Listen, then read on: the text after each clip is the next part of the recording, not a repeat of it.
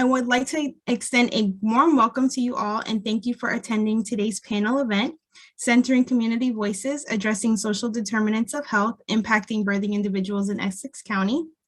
Before we begin, I would like to share that the Prematurity Prevention Initiative is a collaborative cross-sectional effort aimed at reducing preterm birth rates in New Jersey.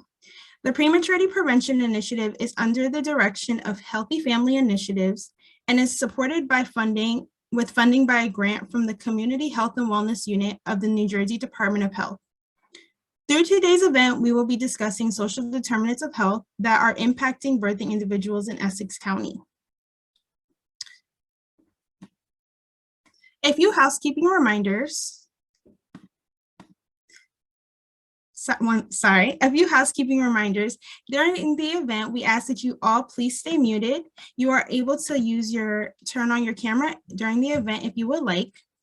And now I would like to pass over the event to our NAACP Newark Branch co-chairs, Lavita E. Johnson and Sharice Dawson, to introduce themselves and to introduce our moderator for today's discussion. Thank you. Hello, greetings everyone. My name is Sharice Dawson. I am the co-chair of the Health Committee over at the Newark NAACP Newark branch. I'd like to thank you all for being here today and joining us on this very important panel about this very crucial issue. I would like to extend thanks to the NAACP's co-chair and the second VP, my partner, Lavita E. Johnson, who's also joining us today. I'd also like to thank for our Essex County Maternal Experience Survey. I'd like to thank and welcome Dr. Lisa Giddins Williams, our clinical advisor on that task force. So thank you so much. I'd like to extend thanks to the women that are here on the panel today that are going to be contributing their voice, their expertise on these topics and their experience. Thank you so much. And we'd also like to extend thanks to the Partnership for Maternal and Child Health of Northern New Jersey, as well as the Prematurity Prevention Initiative. It's a bit of a mouthful there. We'd like to thank you all for being here so we can begin to put together and place together the sorts of changes on both the policy level and both the practice level of addressing Black maternal health in this country. And it is very sad that we are still having this conversation in 2022, but you know what? We're here to do the work, and that's what matters.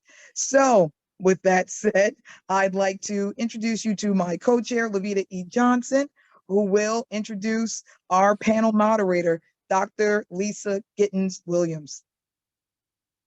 So good afternoon to everyone. As Sharice mentioned, my name is Lavita E. Johnson. I am the second vice president and health co-chair of the NAACP Newark, New Jersey branch. We are continuing to strive to make sure that those birthing persons are treated equally and fairly as they go through the birthing process.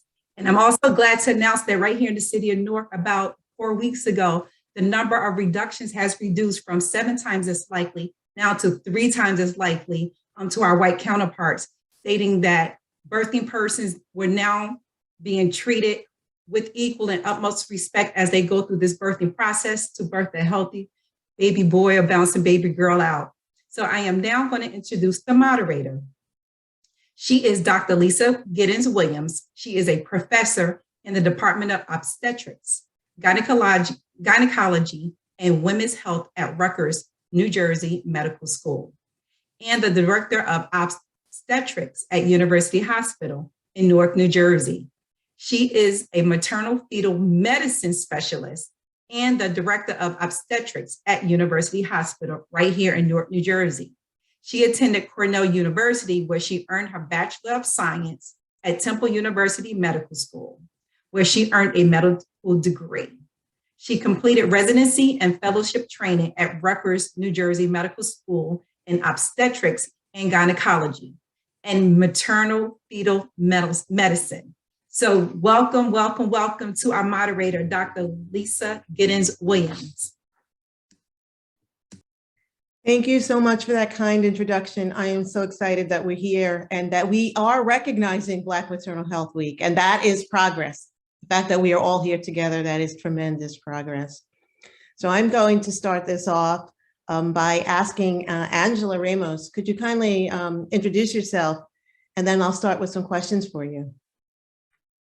Sure. Thank you, Dr. Williams. My name is Angela Ramos, and I am the Healthy Start Program Coordinator here at Newark Community Health Centers.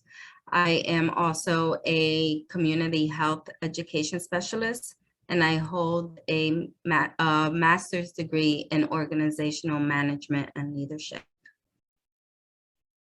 Thank you so much. So as we start to talk about social determinants of health, what are those social determinants of health, and how might they impact birthing individuals in Essex County? Can you give us some insight into that? Sure.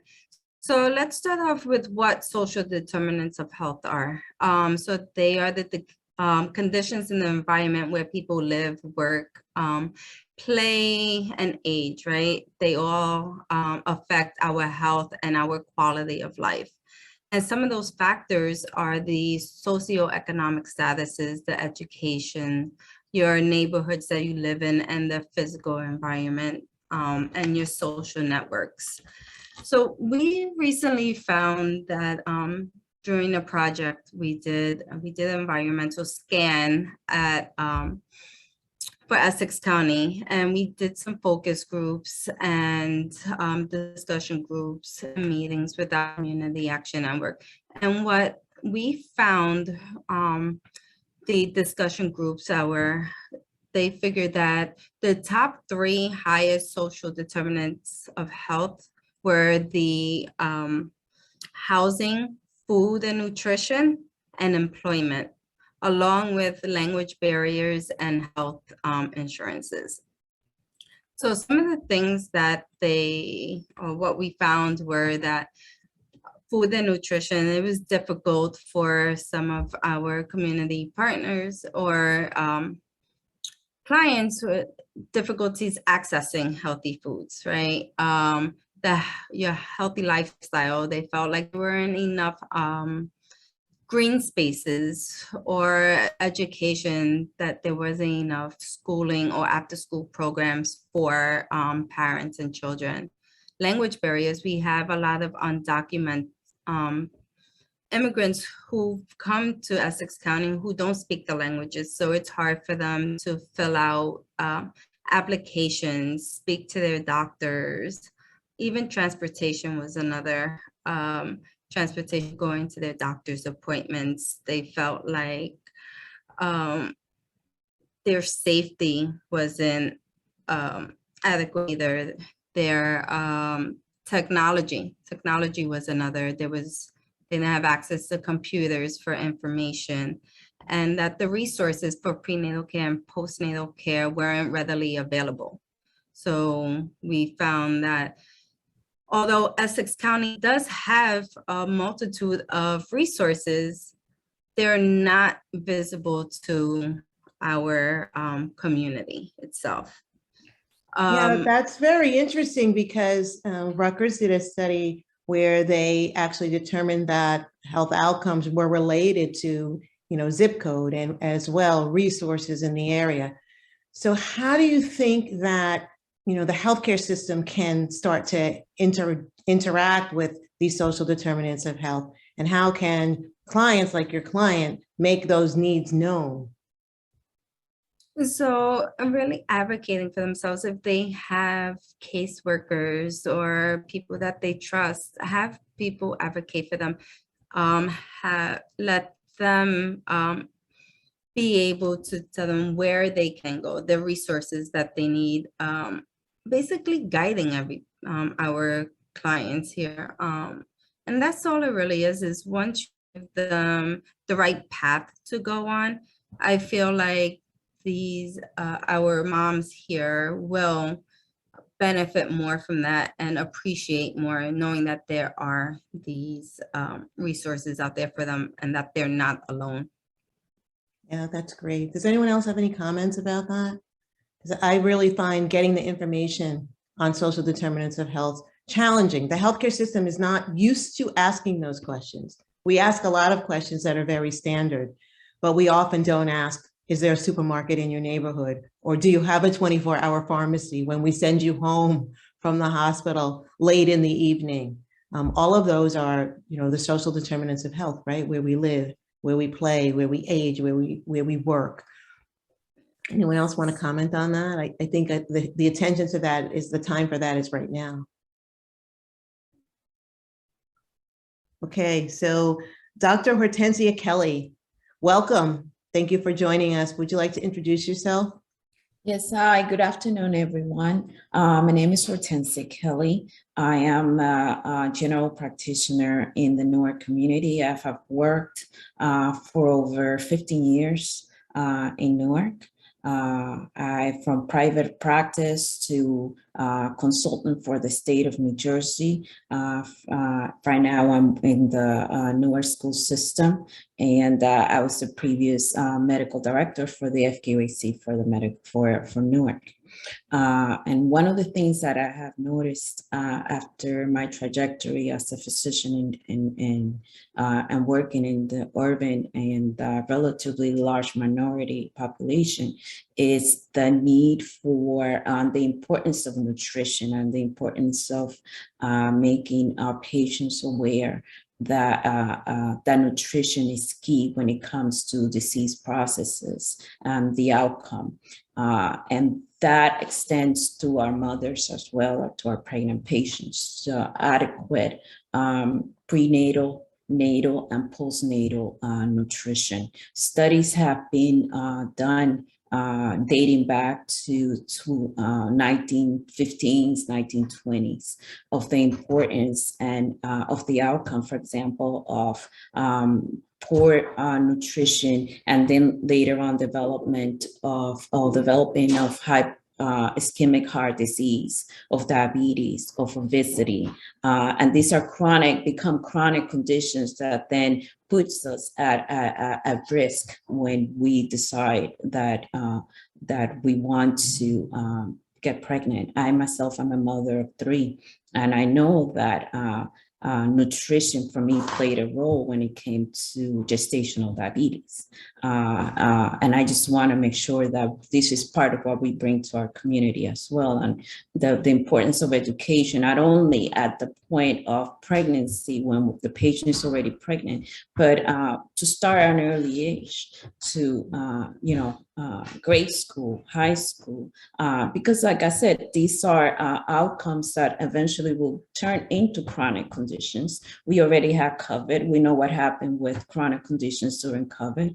Not only the lack of access, but also those, eating salty foods, the sugaries, the high cholesterol, high fat diets. I believe that there is a 1/3 exposure to to a bad determinant of infant mortality. Prenatally, there is the 1/3 that is during the pregnancy, and there's the 1/3 that is postnatal. My approach is to try and target the pre and the natal, and consequently the post, by avoiding the development of those chronic conditions. So I have a further question for you. What I always find most impactful in my practice is when I speak to a mom that has diabetes and she's carrying the pregnancy. And I always use that as an opportunity for her to change her diet and her lifestyle. And I'm most impacted by my patients that tell me that their grandmother is an amputee or their mother is blind from diabetes. And I find that mom is usually very motivated. But often in the postpartum period or in the interpregnancy interval, they slip, they lose access to healthcare, they lose their insurance, they can't afford their insulin, and that becomes a problem. Tell me how you approach changing the nutritional status of generations, because that's what we're trying to do, right? Yeah, we're trying to change the nutritional status for that mom and the baby that she's carrying, but how can we also impact that whole household? What's your approach to that? I thank you for asking that question. It's an excellent question. When we're talking about health and health outcomes, we're really speaking about cross-generational issues that we have to address.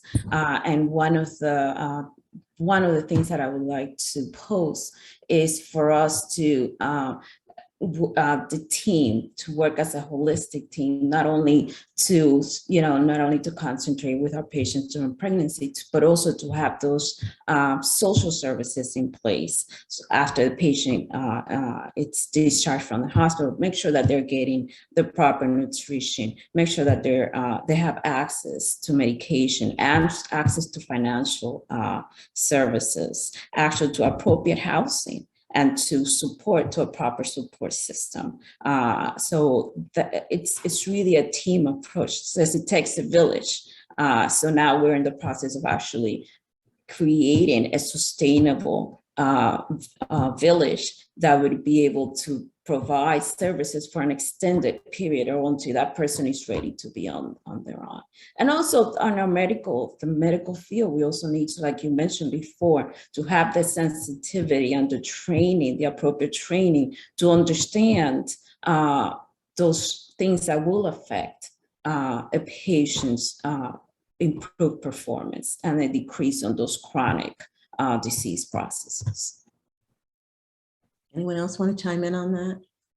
So I would like to chime in on that.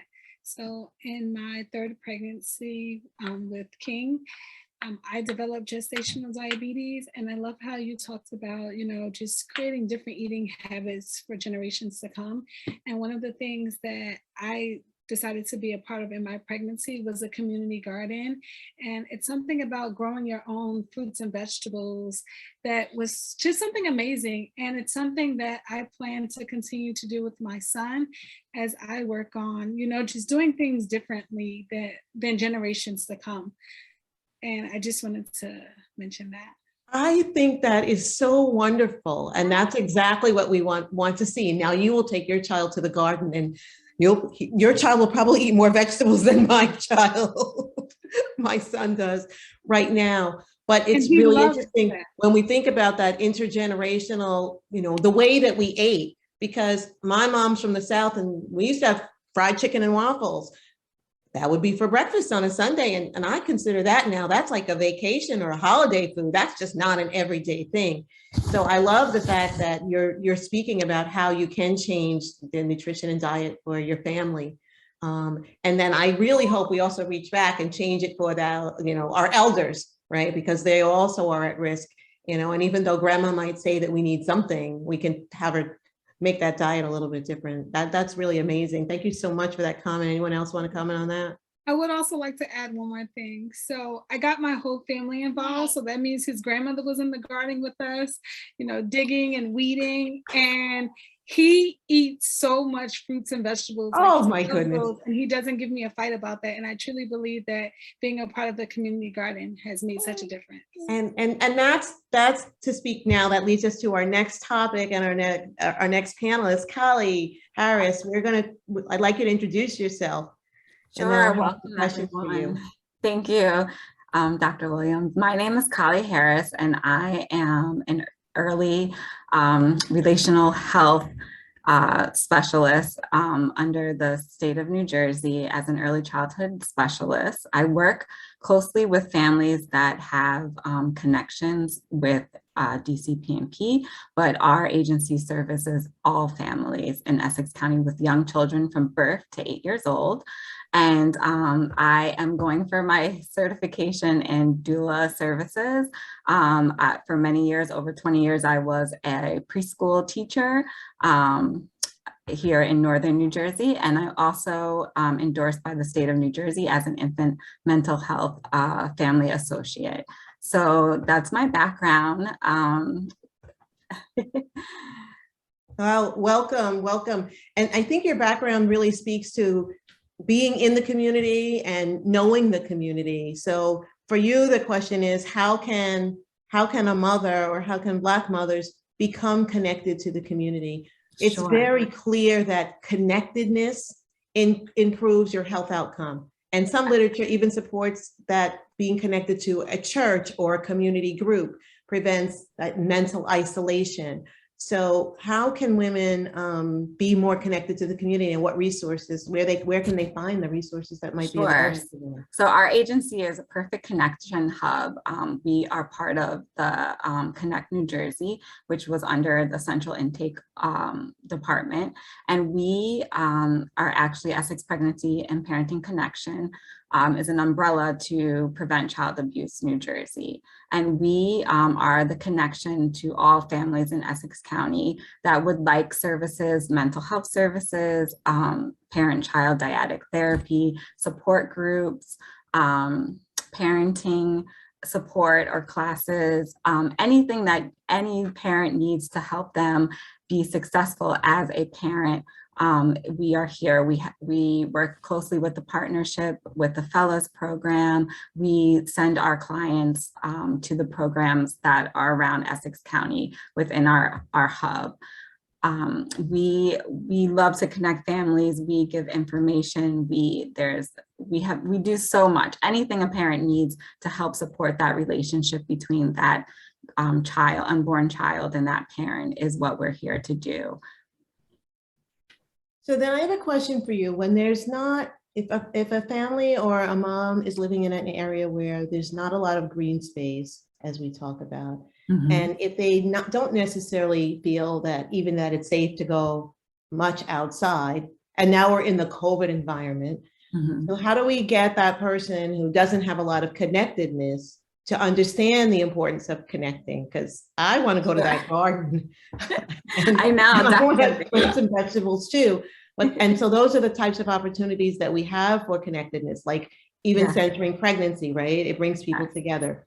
It's so all about connection. How do you get the person that's hesitant about connections? So that's where we making connections. That's where we come in. Parents can self-refer or agencies can refer to us, and we give a very soft approach and warm handoff approach to different programs.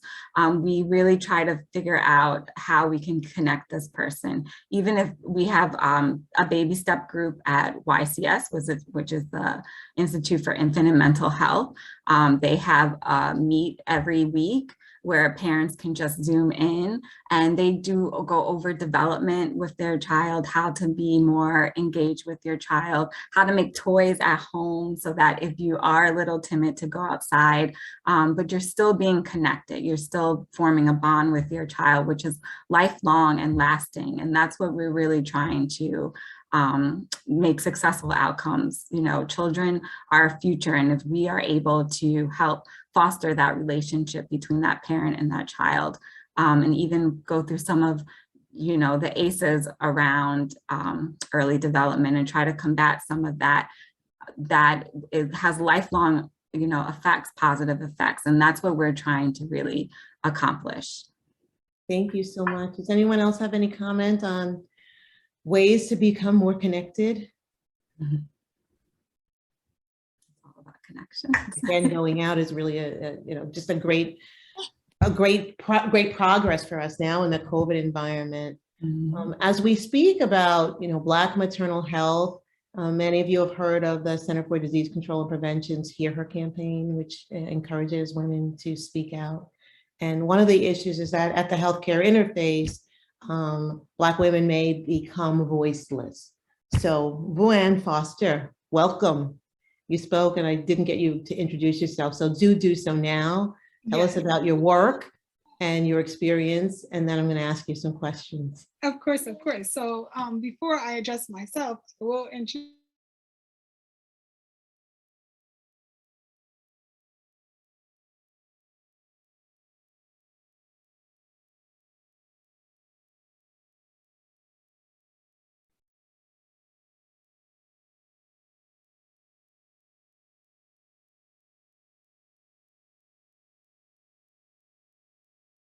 I don't hear her. Did she just freeze? Yeah, I believe she froze. Let me chat her really quickly.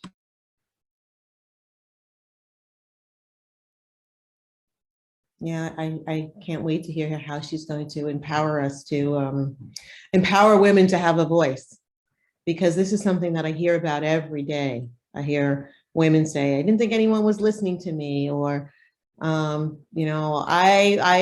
like you, but those people, they're not listening to me. And I speak a lot with my patients about how that empowering yourself to speak is very important.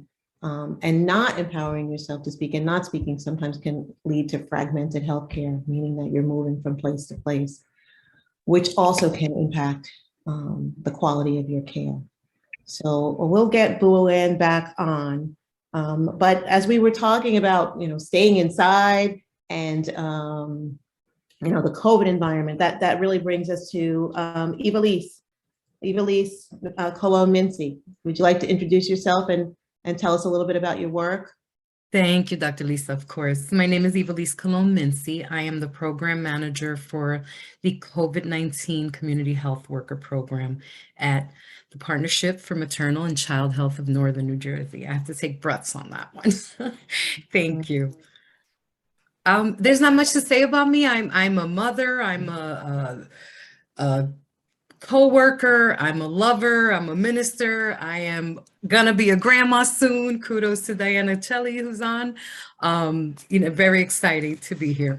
Yeah, thank you so much. So yeah, working with healthcare or health outreach workers in the COVID environment, kudos to you, because we're still there, right? It's not necessarily over. So how do we deal with, the vaccine hesitant? Tell me what your workers do to get this vulnerable population of women, families of color, where immunization rates are lower and morbidity and mortality is higher. Right. Tell us what strategies that you and your team use. Sure. So the COVID-19 outbreak is a scary and anxious time for our community, especially pregnant women. So pregnant women are more pregnant women and women who have been pregnant recently are more susceptible to get sick, right? So what we do is we have a wonderful community community health workers. We have 10 community health workers who go out there and give their best efforts to teach, to enlighten, to help people get vaccinated in their communities. So we have them in their communities and in their languages. So we have people who speak, of course, English, Spanish, Haitian Creole, and Arabic. We go out there, we do Vax events, we do pop-up events, and definitely encourage people to really come out there and get their vaccines, whether it's their first vaccine, their second vaccine, or their boosters. So I like that you spoke about, the different populations, because I think that there may be a different approach to different populations, considering, what their hesitancies are, and also sometimes myths. So how do you deal with, sometimes patients will tell me, I just don't want it. And no, the answer is no. And then there's like the vaccine hesitant. So how do you deal with those people who are sitting a little bit on the fence? We encourage them, we talk to them, we get educated so that we can dispel the myths.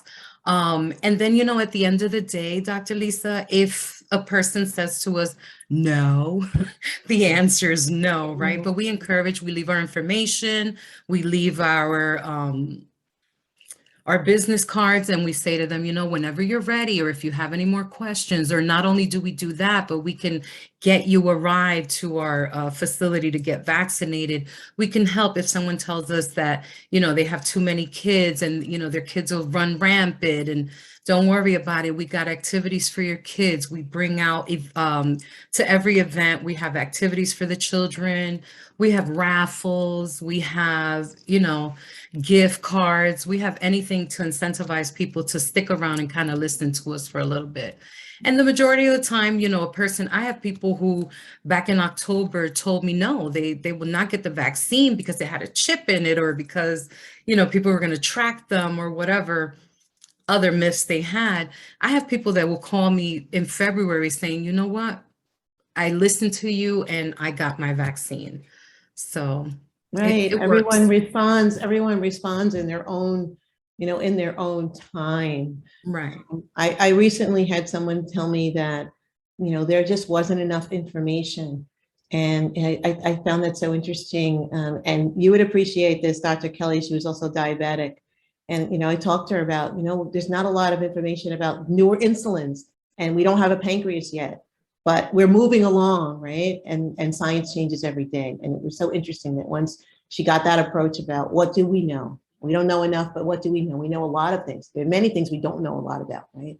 Many diseases that, it evolves. So she really appreciated that approach, and it helped very much. So I think the work that you're doing is great, and certainly it needs to continue. So thank you very much for that.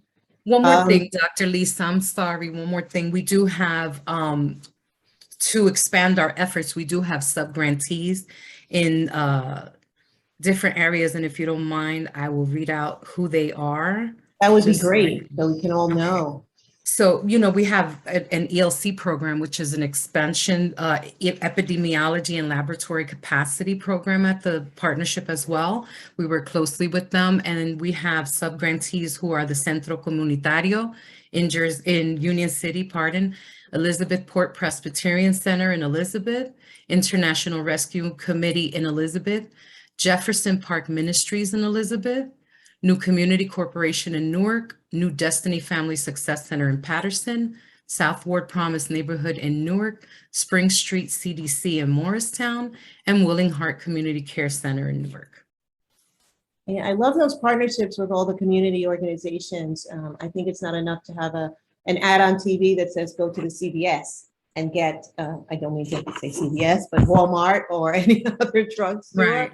But go to the local drugstore and get a vaccine. And people may feel more comfortable going to the place where they also play, or where they get their health care. So those faith-based organizations and those community centers, I think, are wonderful partners. And that speaks to how you're going to approach a different patient population, right?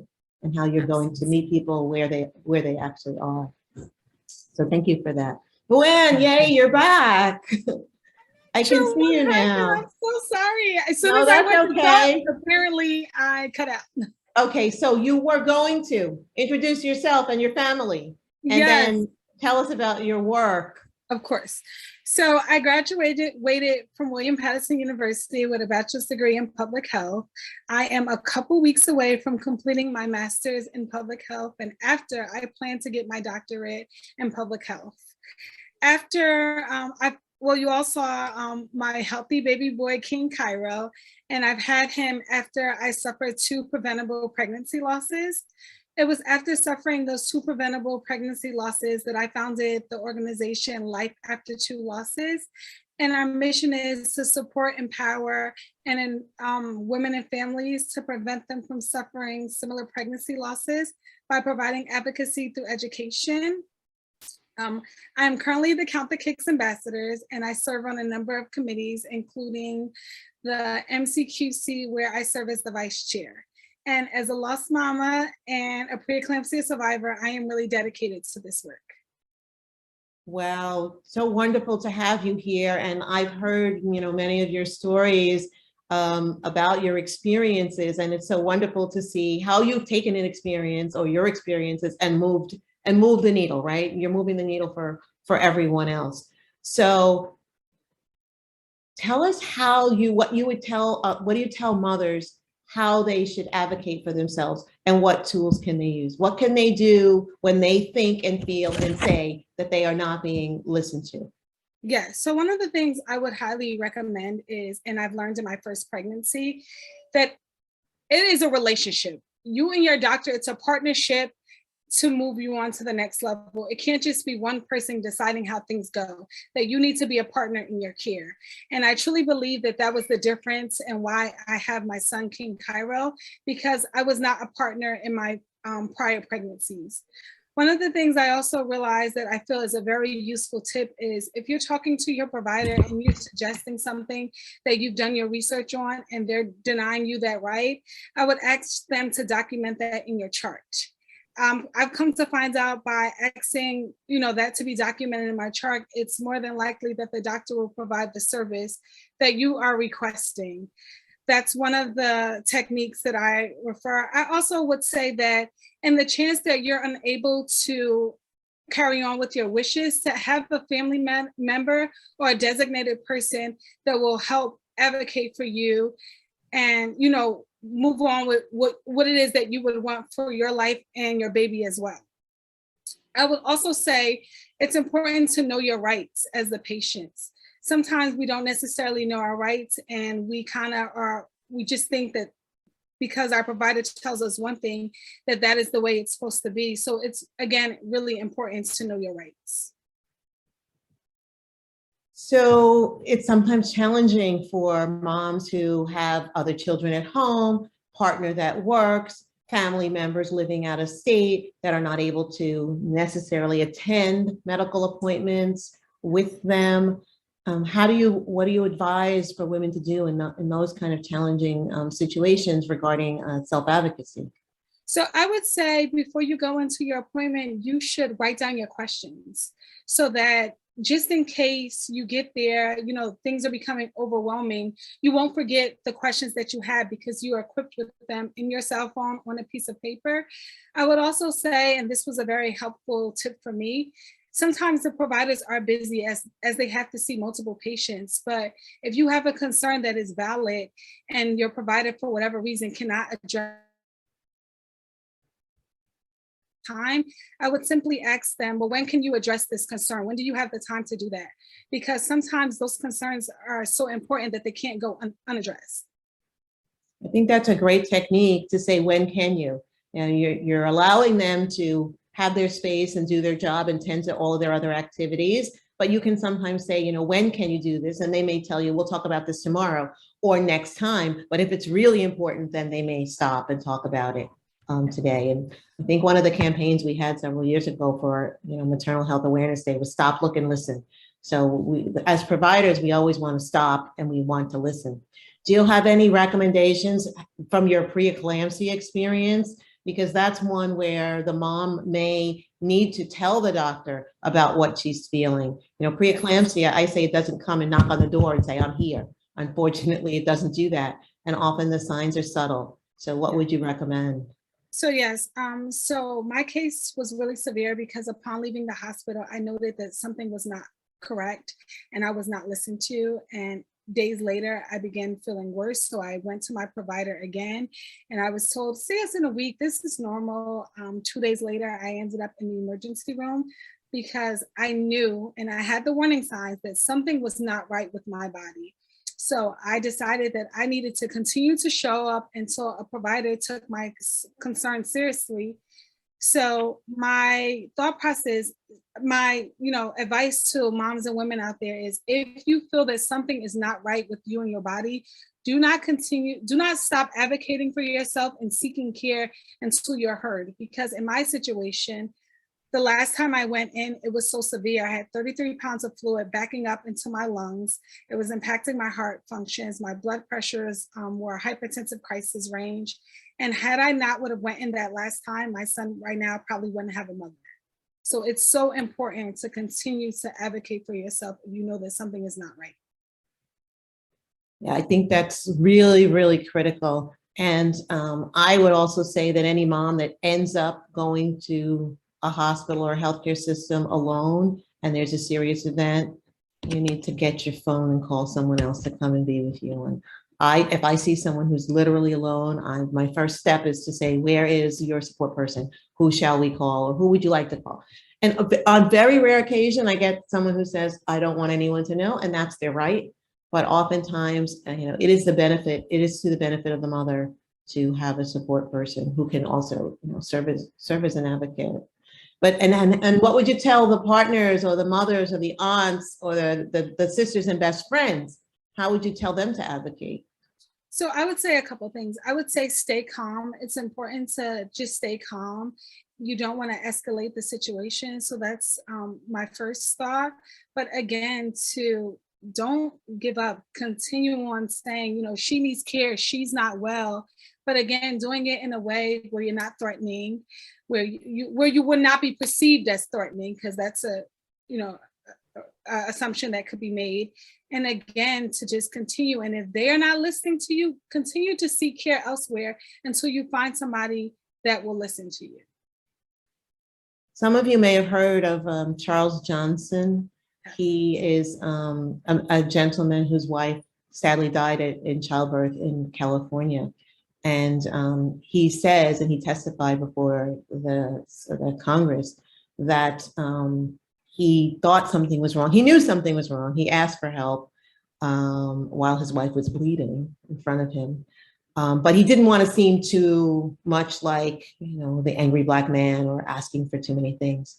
So you're right. You know, we need our partners and our families to advocate for ourselves, but particularly male partners and those of color. So is there something else you would especially tell them? I hear you said, you know, advocate, but be calm. Anything So the reason why I will say to you to be calm is because when I showed up in the healthcare system, I heard the doctors outside of the room talking, and they were saying, you know, how is she? Because typically they could have brushed my high blood pressure off to maybe she's anxious, maybe she's having anxiety, and they could have dismissed me.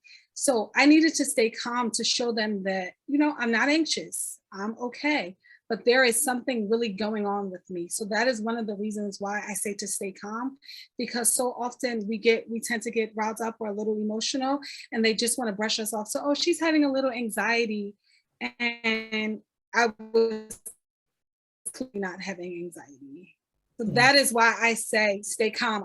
Again, in my other pregnancies, I've showed up, you know, kind of being frantic, and it really did not get me the help that I needed.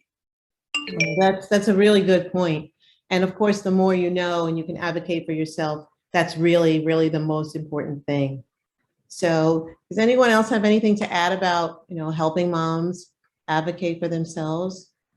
I love that one, and I love her story, and I love with the message that she's trying for our community to understand. One of the social determinants of health is power inequality. And what a better example of the ability to advocate for yourself, especially when it comes to your health and the health of your baby. That's one of the reasons why we're here as a community, to advocate for the health of our babies. So Juan, thank you for your story. Thank you. Thank you so much. Can I make one point really quickly? Oh, absolutely, absolutely. So, I just want to say that one of the amazing things that I feel about my organization is I'm not here to place the blame on any providers in any of my situations. I'm really here to partner with them and learn from the mistakes that were made with me so that we can move on and continue to help other women and babies. Because placing the blame is literally going to get us nowhere. But by sitting down and having open conversations and talking about, you know, this, we could have did better with you there, we could have did this, that really makes room for conversation to make things better for others to come. And it also allows for things to be less defensive and really be able to make change. So that's one emphasis that I really wanted to make, the importance of partnerships, especially with providers. I think that's really critical. Because once the mom creates a partnership with her provider, then in fact, she changes the healthcare system, right? We change everyone with whom we interact, right? That's our purpose in life. So we change the healthcare system. And so when we have someone who's advocating like you have done for yourself, or how you empower others to do, you know, everything is a system, and that changes the healthcare system. And then that doctor changes the other doctors in their group. And that's really what we're dealing with right now in 2022. Anyone else want to throw anything in on this? This is a really interesting topic. Can I just make one other point? I'm so Sure. sorry. So I have a condition called incompetent cervix, and this is why I had 2 preventable losses. But my provider ended up learning how to provide me the treatment I needed so that he can help other women and they don't have to go to other states to get this procedure. So I'm so grateful that he was willing to learn how to provide this procedure so that if he have other patients with my condition, that they won't have to experience multiple losses before they come out with a healthy baby. So I'm so grateful to have been able to be a part of that. Yeah, I think you speak to the fact that in spite of hurdles, you're creating change for others. And I think that anytime we, interface with the healthcare system and we hold them to task, then we're creating the change that can help someone else. We really are. So, and it's our responsibility to engage the healthcare system, because they don't know how to necessarily treat us, and they don't know what our needs are. And so it's our responsibility to educate them. Right? We are the consumers, right? So we get to educate the healthcare system. So I think with that, I think we can turn back over to talk about the maternal experience survey. Is that okay right now, Desha? Yes, that's perfect. I will go ahead and take that on. I want to thank you all for such an engaging conversation as we took time to discuss the social determinants of health that are impacting birthing individuals in Essex County. I believe through this engaging conversation that we can continue to have these conversations in our communities and push for advocacy that will improve birthing outcomes and the family structures here in Essex County. So now I would like to take a little bit of time to discuss the Maternal Experience Survey, which is a new community tool that encourages birthing individuals to share their stories. This tool was created in collaboration with the NAACP, Black Maternal Task Force, and the Prematurity Prevention Initiative. And once again, it gives birthing individuals the platform to share their voices and their stories with us. The Maternal Experience Survey is open to all, whether your experience be positive or negative. And if you've experienced a live birth, a miscarriage, or a stillbirth, or even a termination, your story is very important to us, and we would like to hear from you.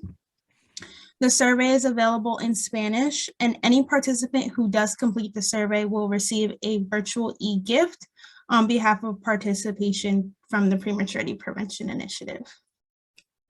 I also wanted to share with everyone that the Prematurity Prevention Initiative will be hosting its virtual Power Our Voices Train the Trainer event. This is a 2-day training that will allow participants to strengthen their knowledge on Black maternal health, racism, health equity, and more. And if you are interested, please follow the Prematurity Prevention Initiative on social media and look out for a follow-up email that has a flyer to learn more on how to become an advocate and learn more about Black maternal health as it pertains to your community. I believe that will conclude our presentation. So I wanted to take some time to thank all of our panelists, our co-chairs and our moderator, Dr. Lisa Giddins, our co-chairs, Lavita Sharice, Angela Ramos, Evelise Colominensi, Dr. Hortense Kelly, Callie Harris, and Vuan for being a part of this great conversation today. I think we had such an engaging conversation, and it shed a lot of light on so many issues that are impacting not only just our birthing individuals, but people in our communities and how we can continue to segue change. And I wanted to thank you all. There is an evaluation in the chat, and I will also share it via email once we conclude today's event. But if you can take a few minutes to respond to the survey evaluation, it will be greatly appreciated as we continue to plan for more events through the Prematurity Prevention Initiative. Thank you all again for attending, and happy Black Maternal Health Week. I thank you all. Just want to just add a couple of things. Maybe I'll give you some closing remarks. For the Maternal Experience Survey, I'm so excited about this initiative. I think that especially in Essex County, we really need to hear what women say and think. It's one thing for healthcare systems, doctors, to think that they know what you think and to think that they know what you're experiencing. But I think Vuan was the perfect example of, unless we hear it from you, we don't know, okay? And we're not going to suppose, and we're not going to guess, and that would be wrong. So the more we have women filling out those surveys, the more we can change the healthcare system. So whether your experience is wonderful or whether you think that it was suboptimal, we want to hear those stories, because we also want to know what we're doing well and where those good interactions are taking place. California did a similar large survey called Listening to Women, and they learned a lot about how racial disparities and how people were being treated. And it can inform some of their work. And the state of California has really improved their maternal outcomes. And it's based on a lot of work that they've done collaboratively. So, you know, everyone in this panel and everyone that's listening, you are our partners. And so I encourage you to, you know, encourage others to fill out this maternal experience survey, and let your voices be heard, and encourage people to let your voices be heard, because that is the only way that we will really understand the experience and know who's doing well, and then know how to, you know, create change. I'm really excited for this Black Maternal Health Week. I know there's a lot of activities ongoing. I encourage everyone to join in and, you know, join the movement, because the Black Maternal Health Week is now really a movement. And there's so many organizations throughout the state and the country doing things, and it really helps to empower all of us. You know, at the end of the day, we are living in a society where there's societal racism, and there's structural racism, and there's individual racism. And that's the truth. That's the world we live in, but the world is changing, and we are part of that change. So the more we advocate for ourselves and educate ourselves and connect with the community, then we improve our own health, and then we also change the world. So we are Black women. You are the keeper of your own health. You are the guardians of your mind, and you are also the guardian of the next generation. So happy Black Maternal Health Week. Thank you so much, Dr. Giddins. Thank you, Dr. Yes. Hope you all have a great day. Stay safe, stay well. Enjoy the beautiful weather. Thank you, everyone. Asha. And thank you. Will do. Take care, be well. Enjoy the holidays. Thank You you. too. Will do. Daisha, you did a great job. Yeah, well done, Madam Chair. Thank you. Thank you so much. Thank you. Yes. All right. Take care, my sisters. All right. Bye-bye. Bye.